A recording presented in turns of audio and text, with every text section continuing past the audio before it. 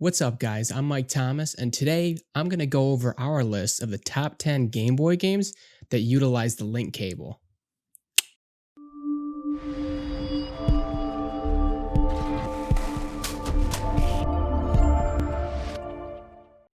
This list was originally written by Alex from Link Cable Gaming, and I'll make sure to link it in the description below.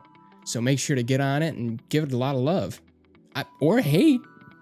I guess you could do that too. Alright, starting out the list, one of the best Game Boy Color games is a port of Metal Gear Solid. Featuring an all-new story set in an alternate timeline, this is widely considered as one of Snake's best 2D adventures. What really sets this game apart though is its fun, and surprisingly in-depth multiplayer mode where two snakes, I guess, try to eliminate drones while avoiding being detected by the other. When talking about Metal Gear Solid on Game Boy Color today, most of the conversation has to just do with how weird it is that a game of this caliber actually exists on the Game Boy Color, and not for its awesome multiplayer. But if you do happen to track down a copy, you're probably going to need to find a friend that has it as well, then make sure to give this one a whirl. Coming in at number 9 is Faceball 2000. Alright, hold up. We're going to be honest, Faceball 2000 is not a good game by any means. It's outdated, clunky, slow, and it's pretty boring. But why is it on this list? Well, for the sole fact that this game supports 16-player competitive multiplayer on the original Game Boy. 16. That's some Nintendo Switch stuff right there. This was accomplished by linking together 7 4-player link cable adapters, and that fact alone is more than enough to warrant a spot on this list. Truly the most intense of the link cables ever. Coming in at number 8 is going to be Zero Tolerance. And look, it's a generic early 90s game, and it's a first-person shooter. I mean, well, how many of those you going to get? Like Faceball 2000, Zero Tolerance is not a particularly memorable or even a good game. It's a little bit more fun than the previous entry, and you're probably asking yourself, why did you just vote 2 not fun games into this?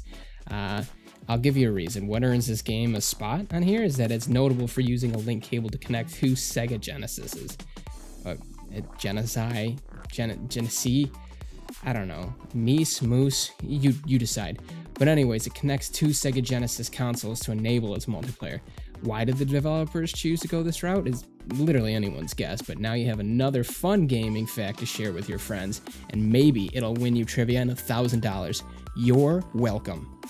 Coming in at number 7 is Wave Race, and one of the most forgotten games in Nintendo's back catalog, and that's the original Wave Race. While most people assume Wave Race 64 was the first game in the franchise, oh no. It actually debuted way back in 1992 on the Game Boy. The game is notable for being one of the rare games to make good use of the system's 4-player link cable adapter to give players the chance to race against 3 of their friends.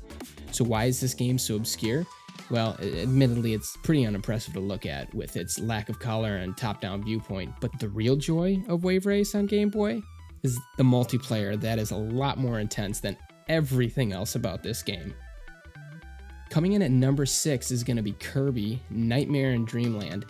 In this enhanced remake of Kirby's Adventure, players could link up their Game Boy Advances to unlock a special cooperative multiplayer mode. This mode was so popular with gamers that Nintendo themselves, that cooperative multiplayer has stayed a big part of the Kirby franchise to this day, even being a major focus in Kirby's return to the Dreamland and Kirby and the Rainbow Curse. This is one that I sadly never got the chance to try out back in the day, and by I completely mean Alex. But after playing the modern Kirby titles and their multiplayer games, I'm sure it was a blast. Again, Alex, not me, but maybe one day him, will get to experience this one in person. We'll keep dreaming for you, Alex. Coming in at number 5, Super RC ProAm. It seems that everyone played RC ProAm on the NES at some point in their lives. What's a shame, though, is not as many people got to experience the excellent Super RC ProAm on Game Boy. The game features the same tight controls and kart racing action. This is a tongue twister. The game features the same tight controls and kart racing action as the NES version, but turns things up a notch by including 4-person multiplayer. Super RC ProAm kind of feels similar to Wave Race, but everything is just better. The visuals, the gameplay, and the sense of actual speed is great by the OG Game Boy. Definitely a must play for all link cable enthusiasts. Coming in at number 4 is a game that I personally think is complete crap, but I mean, I guess Alex thought it was good enough to warrant number 4. And if you've owned a Game Boy at any point in your life, you've probably played Tetris. I mean, honestly, at this point, you don't even need a Game Boy. You could play it on anything with the screen, a phone, anything. And while most people do remember their solo experience with the game, the original Tetris actually features a head-to-head multiplayer mode where you race your opponent to see who could clear the board first or get the highest score. Tetris Multiplayer is all the rage today, and being able to go back and trace the franchise's legacy all the way back to the beginning is a novel experience for retro game enthusiasts. Not only that, but Game Boy version of Tetris is still a fan favorite to this day, so it can still be a blast to play even with all those shiny new block stacking games on the market. Coming in at number 3 is Mario Kart Super Circuit. One of the greatest joys in gaming is revving up your go-kart and going cruising down the landscapes of the Mushroom Kingdom with some friends. Mario Kart Super Circuit, the first portable game in the series, did us a solid by not just letting us race no matter where we were, but by letting our pals get together in the action, thanks to the Game Boy Advance's link cable. The best part though, you only needed one copy of the game. It might be a bit forgotten now with what the Mario Kart series hitting new heights almost immediately after the release of Super Circuit. But if you are in the mood for a nostalgic trip down memory lane, then a few laps on GBA Mario Kart is a fun little distraction.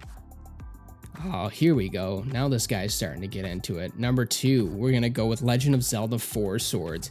Tucked away as an extra mode in the Game Boy Advance port of A Link to the Past was a little cooperative adventure for Link called 4 Swords. In this mode, Link and 3 multicolored copies had to put an end to Vatty's schemes.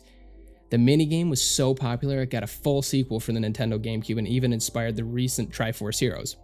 4 Swords remains one of the least accessible Zelda games even after getting a port to the DSiWare service, and it would be great for Nintendo to right this wrong one day on a modern device, but until then, bust out those old link cables and go dungeoneering. This really is a Zelda game through and through. Now listen, we got to number 1. I mean, you guys were crazy to think that this game wouldn't be on here. Heck, if you thought it was anything but number 1, you're out of your freaking mind. And that's the Pokemon series. I mean, seriously, Pokemon Red, Blue, Yellow, Gold, Silver, Crystal. I mean, it is the top dog Game Boy game and made the link cable a must-have accessory for millions of gamers. Like, we like this game so much, we made it our very first article. From trading Pokemons with friends. Did I just say Pokemons? I hate myself. Sorry. To battling them over recess, the game became a cultural phenomenon that shows no signs of slowing down. I mean, come on, it's still on today. Back in the day, I mean, I remember saving all my money to be able to find one of those special link cables with the adapters to let them connect to every Game Boy model just so I could trade on battle with everyone on the playground. Good times, honestly, everyone loves that, and you just can't argue with that. There you have it, guys. Love it? Hate it? Let us know in the comments. Listen, I'm sure Alex is not going to get that upset. Before you leave, I'm going to do a quick shameless plug for both myself and Link Cable Gaming. If you want, check us out on Twitch. I'm going to put our Twitch handles in the below description. I do purely gaming, where Link Cable Gaming does podcasts, event coverage, and they'll do some gaming of their own. All right, guys, I think you've heard enough from me today. So until next time, I'll see you later.